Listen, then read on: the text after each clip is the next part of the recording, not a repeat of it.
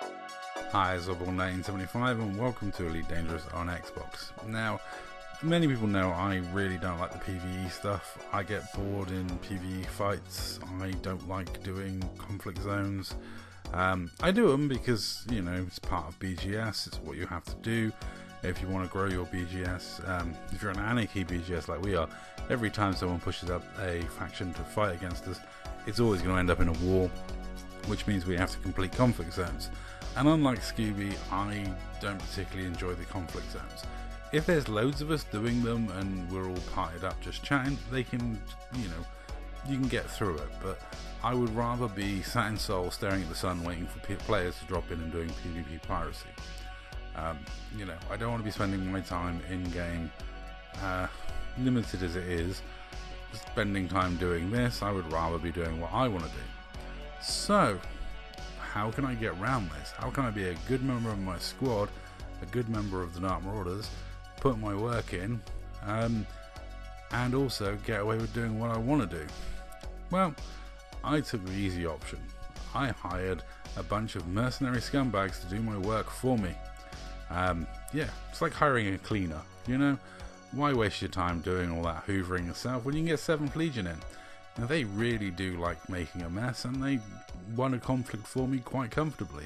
The Dark Marauders had a conflict happen in a minor system of ours, contacted 7th Legion, paid 1 billion credits, and we won the war without a single Dark Marauder lifting a finger.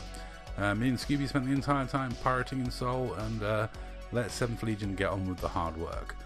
And I would highly recommend their services. It is great to see that the 7th Legion boys have actually grown their squadron during this time of supposedly the game dying, and they're actually now a force to be reckoned with. They came second in the PvE combat leaderboards last month, which is quite funny because I remember when Your Eminence thought he was kicking the Dark Marauders' butt because Lyra finished higher than us on the PvE combat boards, and we were like, well, yeah, we're a squad with 50 people who do PvP piracy. We don't do PvE combat. But, it's quite nice that 7th Legion absolutely battered Lyra and many other squadrons in PvE combat. There's some big squadrons on those PvE combat boards, and you have to plow through a lot of conflict zones to get there. So I was happy enough to give them a nice bump in cash and hire them out for the last few days of the season so they could win a war for us, the Dark Marauders. And the Dark Marauders, I think, were very grateful when I posted that we didn't need to worry about that war because I'd hired 7th Legion to win it in our Discord. And thank you very much to 7th Legion for winning that war. I did say I paid them, but I haven't actually paid them yet, so I must remember to pay them, because mercenaries is the one thing about them. You gotta make sure you pay them before they then turn into your enemies. So always, if you do hire 7th Legion, make sure you pay the bill. It's just not worth the hassle not paying them, trust me. But yeah, I'm sure they'll be on at me, and I'll do a credit transfer for my carrier for them.